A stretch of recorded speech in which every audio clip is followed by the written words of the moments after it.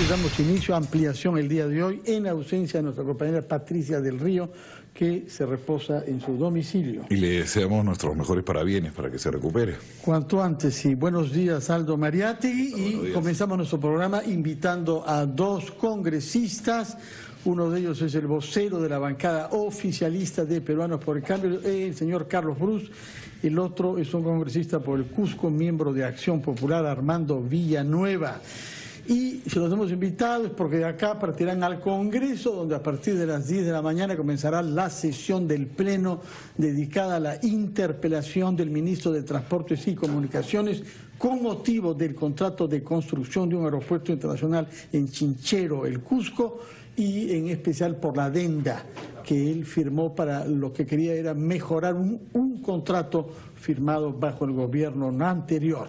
Señor Carlos Brus, repito, vocero de la bancada oficialista, ¿cómo acudirá usted, con qué ánimo y con qué expectativas irá usted a la sesión del Pleno del día de hoy?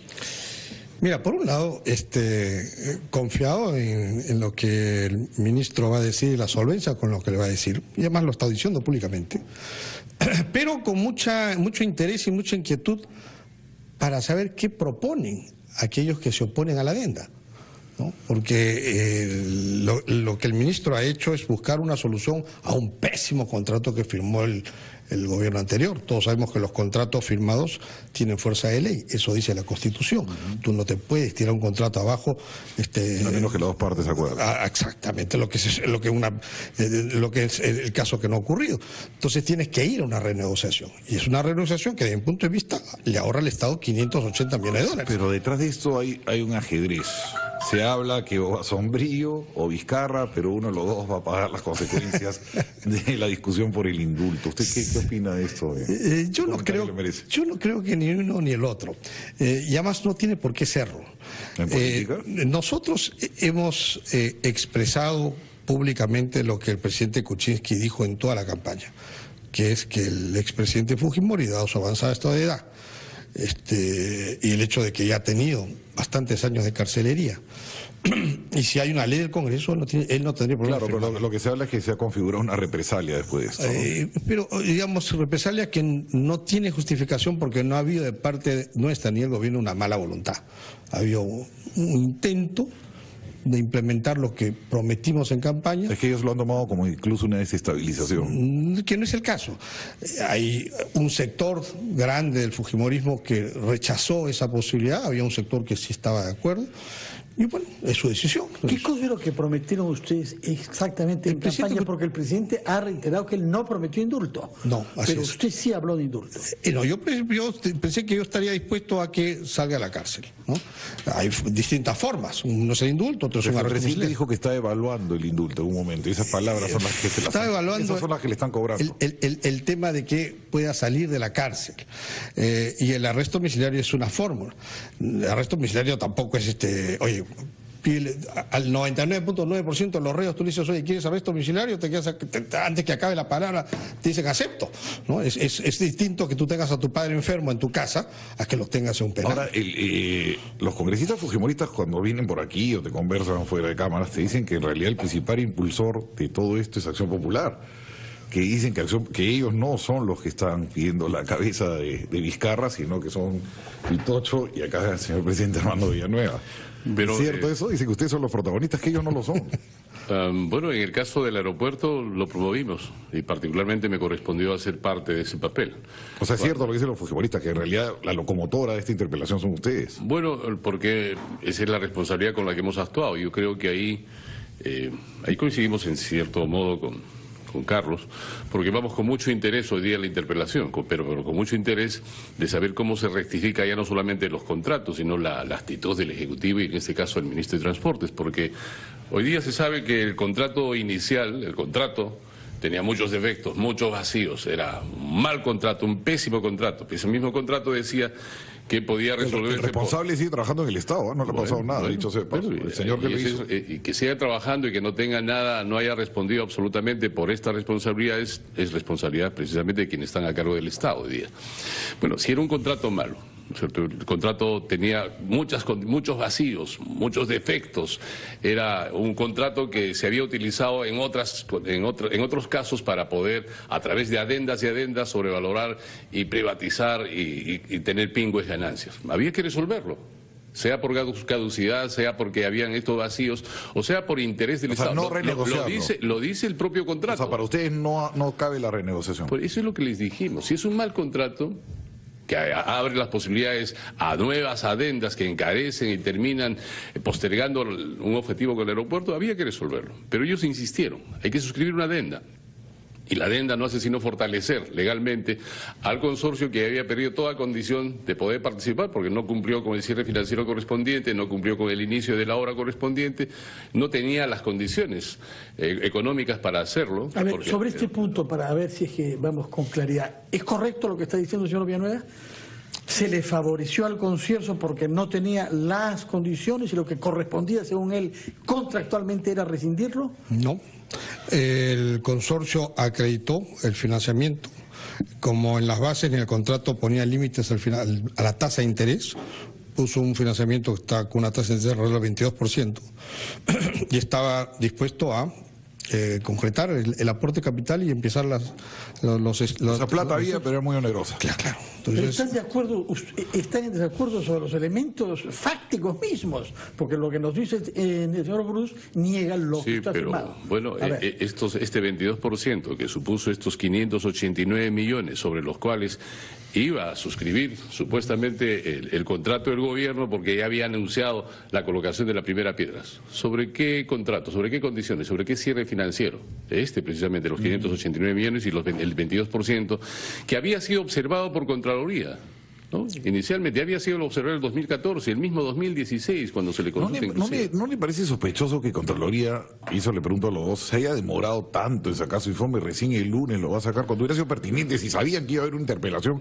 hacer un esfuerzo y sacarlo antes? Lo que pasa es que acá hemos tenido una Contraloría relativamente postergada en este tipo de contratos. Anoche hemos visto una reformulación de la función, para recuperar la función de Contraloría. ¿Por qué se demora tanto el Contralor? Porque la Contraloría habría hecho las observaciones en el 2014, le habría dicho, oye, ten cuidado, Ministerio de Transportes, hay que fijar los términos de fecha, hay que fijar los intereses correspondientes y demás condiciones. Todos estamos de acuerdo, pero ¿por qué no ha entregado su informe antes de la interpelación? No sé, bueno, no era una condición. O te cambio la pregunta. Sí. ¿Por qué no se hizo la interpelación después de que la Contraloría presenta su informe? Que eso fue lo que yo planteé el día en que se estuvo discutiendo. Es que no suena muy lógico que haya una interpelación y la Contraloría el lunes recién entregue el informe. Entonces, ¿qué elemento de juicio va a haber interpelación? Yo propuse en el Pleno, hace pocos días atrás, cuando se discutió el tema de la interpelación, posterguemos una semana o dos máximo a que la Contraloría emita su informe. De esa manera... como diría Patricia Donaire, habría insumos. Claro, de esa manera tú puedes cuestionar al ministro, oiga, la Contraloría dice esto, ¿usted qué hizo? Y habría alguna novedad. Hoy día, te voy a decir lo que va a pasar. Vamos a escuchar lo mismo que hemos escuchado semanas de semanas porque no hay nada nuevo. Y van a esperar a Contraloría el lunes. Gracias. Entonces, con el informe de Contraloría... ¿El Contralor tiene ganas de fastidiar o es lento como una tortuga? No, mira, yo no tengo capacidad de brujo para saber qué cosa hay atrás de cada una de las personas. Ha habido una lentitud, sí, supongo que tiene causas justificadas, pero lo lógico ya se va a hacer esta interpelación después de tener el informe de Contraloría, ¿no? Señor Villanueva, nos ha dicho el señor Bruce que no hay nada nuevo. ¿Qué cosa espera entonces usted de la sesión de interpelación de hoy y a qué puede conducir si no hay nada nuevo? Bueno, no hay nada nuevo excepto si se mantiene la obsecuencia con que el Ministerio ha tratado de sustentar la adenda y demás, obviamente no habrá nada nuevo. Y lo censurará. Recaerá pues en responsabilidad, porque yo creo que ya es evidente que hay una estructura distinta en relación al contrato inicial con la adenda. Estructura distinta. Vamos a ver si el señor Bruce está de acuerdo. Tenemos que hacer una pausa y nos dirá si es correcto lo que dice el señor Villanueva. Hay una estructura distinta del contrato establecida por la adenda. Y ese tema después de la pausa.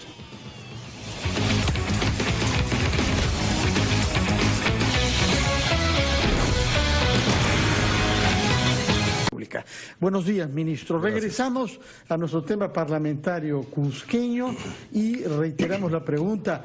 El señor Villanueva había dicho que la adenda cambia la estructura del contrato. Quizá quería decir que prácticamente ya no es una APP. Explíquenos, señor Bruce, ¿es correcto o no lo que dice? Ya no es una APP. No, sí cambia la estructura del contrato, sí, claro. Eso nadie lo ha negado nunca. ¿En qué sentido la estructura queda cambiada? Porque inicialmente era una APP por la cual el que ganaba la concesión aportaba los fondos para hacer la obra, ¿no? Y buscaba un financiamiento. El problema está en que no se puso en las condiciones que ese financiamiento tendría que estar encuadrados, ¿no? Y buscaba un financiamiento. El problema está en que no se puso en las condiciones que ese financiamiento tendría que estar encuadrados. Se dejó en total libertad. Entonces se consiguió un financiamiento, cumplió el concesionario, pero oneroso. Pero oneroso porque el concesionario no tenía espaldas. Porque un concesionario grande no te va a cobrar 22, ¿no? Mira, lo que pasa es que lo que pasa es que como el costo no lo paga el concesionario, lo paga el Estado, se presta pues a... Y tú no, y dejaste eso abierto en el contrato, que te quejas, ¿no? Entonces fue un contrato muy mal hecho por el gobierno anterior. Entonces esta adenda dice, no, que ya olvídate, ya. Yo metí la pata como Estado, no como gobierno, porque la metida pata fue el gobierno anterior. Como Estado he metido la pata en un contrato mal hecho, ya, olvídate, el financiamiento lo voy a poner yo. Yo tengo plata, tengo caja fiscal y además, si necesito plata, levanto al 3-4%. Claro, dirías, te estoy adelantando lo que te iba a pagar al final, porque igual iba a dar el dinero al final. Entonces, el tema baja de 858 millones que iba a terminar costando con el financiamiento del concesionario, baja a 258 no se le exige un millones. Sacrificio al concesionario, le dicen, ya, yo te adelanto el dinero, pero no sé, te bajo los años, te pido algo a cambio. Bueno, tiene que poner cartas fianzas, ¿no? Se aumentó las cartas fianzas que tiene que poner. Pero ¿ha podido haber algún tipo de sacrificio? Esto permite hacer el aeropuerto casi inmediatamente. Si el día de mañana sale el contralor diciendo de que esto no... Yo he escuchado ayer el procurador anticorrupción diciendo que acusando al ministro Vizcarra de que aquí hay corrupción. Y no he explicado cómo. ¿Dónde está la corrupción? Yo no había un solo sol que se ha movido todavía. Si ahora el que pone la plata es el Estado, ¿qué? ¿Vizcarra le va a pedir una comisión al Estado peruano por cada desembolso? ¿Cómo es la cosa? Señor Villanueva, respecto de lo que ha dicho el señor Bruce, uno, que el Estado no pone más plata de lo que estaba previsto antes y de que no hay corrupción. No, bueno, yo tengo que decir lo siguiente.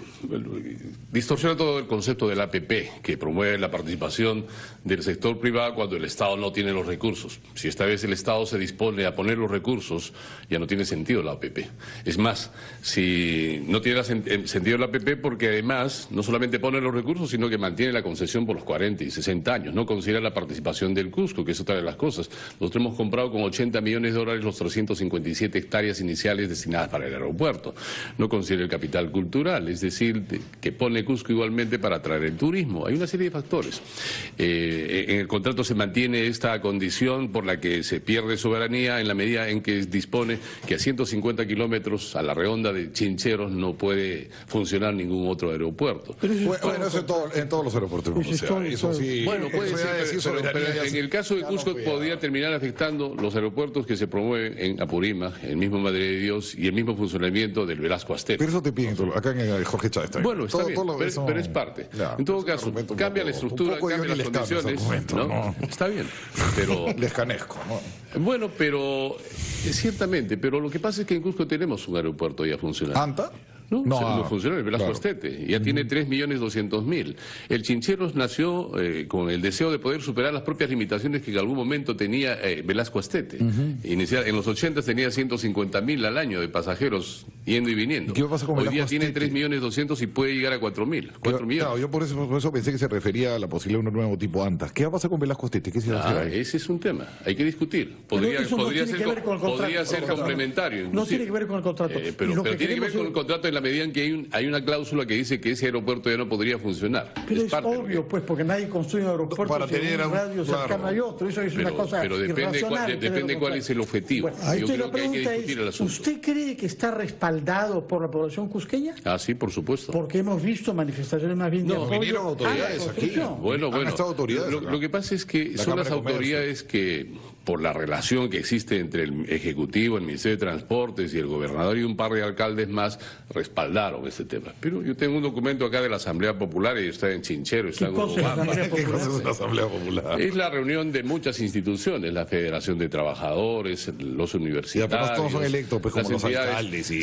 sí, claro, los gobernadores pero familiares, el hecho, pues. la opinión de los alcaldes y los gobernadores no quiere decir que sea legítima, tampoco. Ah, no porque es legítimo no interpreta los intereses. Imagínense. No es legítima la opinión, entonces usted tampoco. O sea, en la medida en que no interprete el sentir electos. ni el interés del Cusco, en la medida en que en este caso fueron ellos los que exigieron la Usted suscripción me de recuerda la a la adenda. Asamblea Popular de Barrantes de los años 80, o sea, un poder para ellos. Fíjese a ellos exigiendo la suscripción de la adenda que hoy día niegan y piden se cambie. Ellos mismos.